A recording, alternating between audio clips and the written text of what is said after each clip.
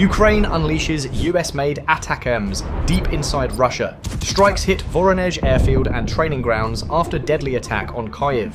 Moscow claims all missiles intercepted, but evidence on the ground tells a very different story. Today in the early morning hours, Russia launched another large-scale aerial strike against Kyiv.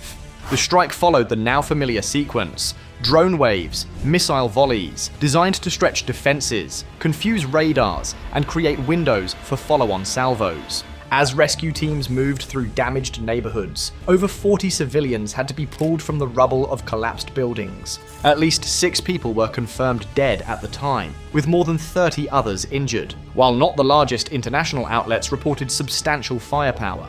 Reports indicated hundreds of drones and dozens of missiles were employed against the capital, a scale of force that President Volodymyr Zelensky described as deliberately calculated to inflict maximum harm to people and civilian infrastructure.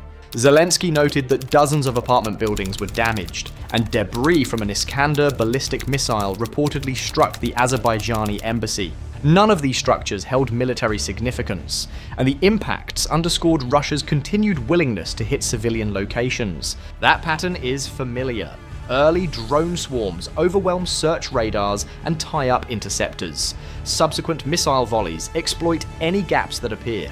Zelensky's public message ended with a warning that Ukraine would respond with long-range strength, paired with an appeal for further sanctions and stronger support from the United States and Europe.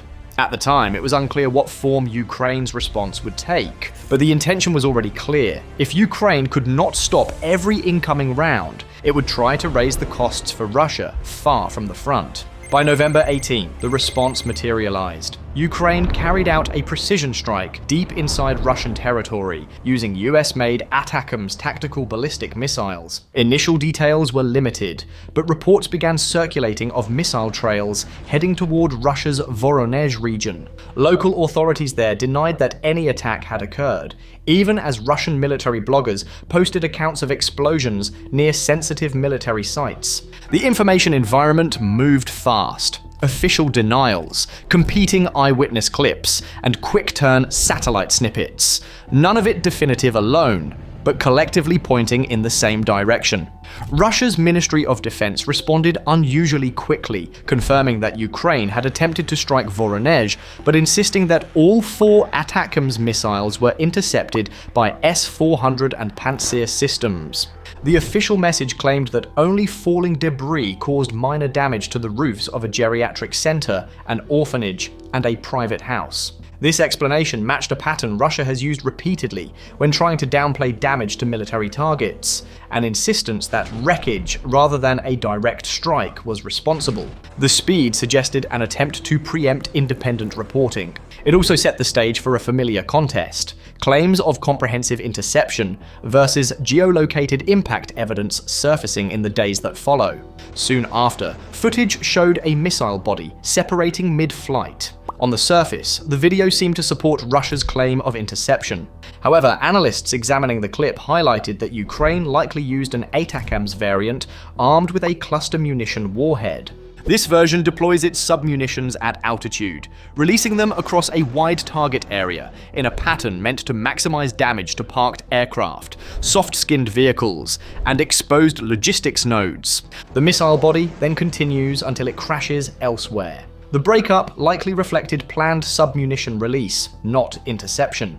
If this assessment is correct, the mid-air breakup seen in the footage was not the result of an intercept, but evidence that the warhead functioned properly. That distinction matters. A successful dispense means the target area was saturated as intended, even if the empty body later fell in a different location. By November 19th, independent geolocations indicated impacts at 2 sites consistent with that kind of cluster release. One site was the Baltimore military airfield in the Voronezh region. Witnesses reported explosions and smoke trails consistent with cluster release. This location hosts Russian aviation assets and logistical support units, making it a high-value node for sortie generation and routine maintenance.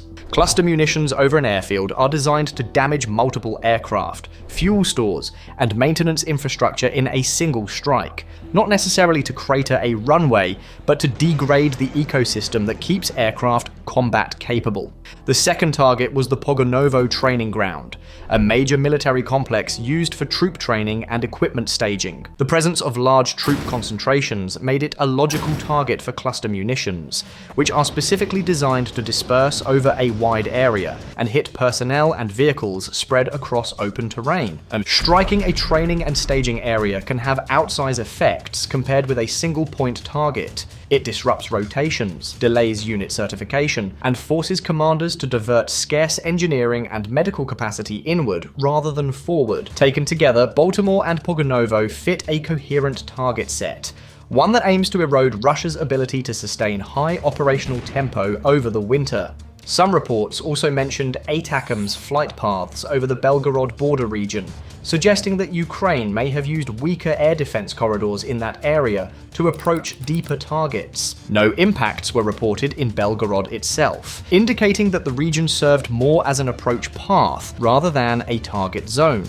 If accurate, that would reflect a standard long-range play. Probe for lower density air defenses, mask flight with terrain when possible, and time releases to widen the defender's scan problem. The identification of these strike locations contradicts Russia's claim that all missiles were intercepted, as multiple distinct points of interest and consistent witness reporting are difficult to reconcile with debris-only explanations. Even as Ukraine retaliated, Russia launched another major strike on November 19th, underscoring the tit-for-tat nature of the long-range fight. Reuters reported 476 drones and 48 missiles. The strike targeted energy infrastructure ahead of winter, but also hit residential buildings in the western city of Ternopil. At least 25 civilians were killed, with nearly 100 injured, including children. One of the missiles tore away the upper floors of a residential building, causing some of the deadliest civilian casualties in recent months. Al Jazeera noted that this strike occurred as Zelensky traveled to Turkey for discussions on ending the war, highlighting the contrast between diplomatic efforts and ongoing military aggression. The message was unmistakable. Russia would keep pressure high as temperatures fall, betting that power cuts and fatigue would sap Ukraine's resilience. Russia's missile and drone attacks continue at a relentless pace. Data from Ukrainian sources shows that between October 1st and November 18th, Russia launched 8,000 drones and 359 missiles at Ukraine. Ukrainian air defenses intercepted around 80% of drones in this period, but only 27% of missiles in November, a significant drop that reflects limited air defense resources and the high volume of incoming strikes. The disparity is not surprising. Drones, slower and generally more conspicuous on radar, are often handled by cheaper interceptors and even small arms fire in some circumstances. Cruise and ballistic missiles demand more expensive, scarce interceptors and perfect timing. Over time, this math favors the attacker unless new interceptors arrive, radars are reinforced, or tactics change. How often can Ukraine respond with ATACMS? OSINT once estimated 40 total, reportedly expended by early 2025. If those estimates were accurate, then the November 18th strike implies that additional missiles were delivered quietly or that earlier assessments were incomplete. Open source estimates place US stockpiles in the low thousands. Official figures are undisclosed, but US officials have been cautious about sending large quantities due to concerns about national inventory levels. All of this creates a constraint stack: available rounds, desired strategic signaling, and the risk tolerance of political leadership, not simply range rings on a map. This may mark a significant shift in long-range dynamics, pending policy and supply due to the introduction of new precision strike missiles, which began entering US service in late 2023. These newer missiles are gradually replacing ATACMS, potentially making surplus units available for Ukraine. Still, availability alone does not determine Ukraine's ability to strike Russia. Since early 2025, Ukraine needed case-by-case approval from Washington to fire ATACMS into Russian territory. This restriction began during Donald Trump's second term, creating a quiet but strict limit on Ukraine's long-range options. In practice, that meant even if Ukraine had the missiles and the targets, it could not act without a green light for each operation. Signs of a policy shift began appearing in September, when Zelensky hinted that Trump was open to lifting restrictions. In the weeks that followed, US-Russia relations visibly cooled. After a cancelled meeting with Putin in Hungary, Trump aired frustration that discussions don't go anywhere.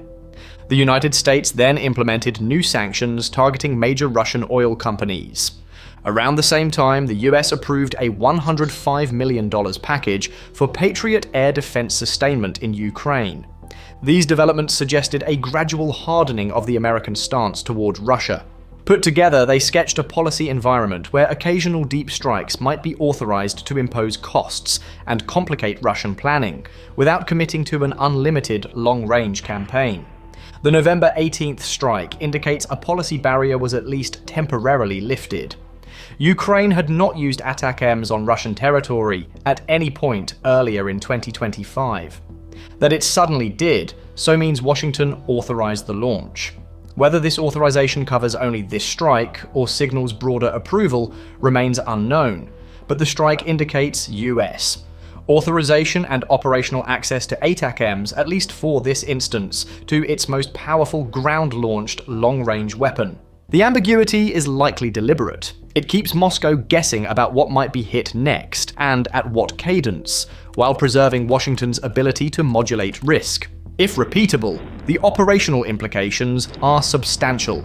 Russian facilities previously considered safe, airfields, command posts, training grounds, now fall within Ukrainian reach. Russia may be forced to shift air defense assets away from occupied Ukrainian territory to protect deep rear area facilities, weakening coverage along the front. Aircraft may have to be relocated, supply lines lengthened, and troop movements rerouted. The psychological impact inside Russia, where the government insists that all missiles were intercepted, may also grow. When residents hear explosions at known military sites and then read statements denying any meaningful damage, the credibility gap widens, and with it, the sense that the war's perimeter is creeping inward. While Russia continues its daily bombardments and Ukraine intercepts what it can, the long-range dimension of the conflict has now changed.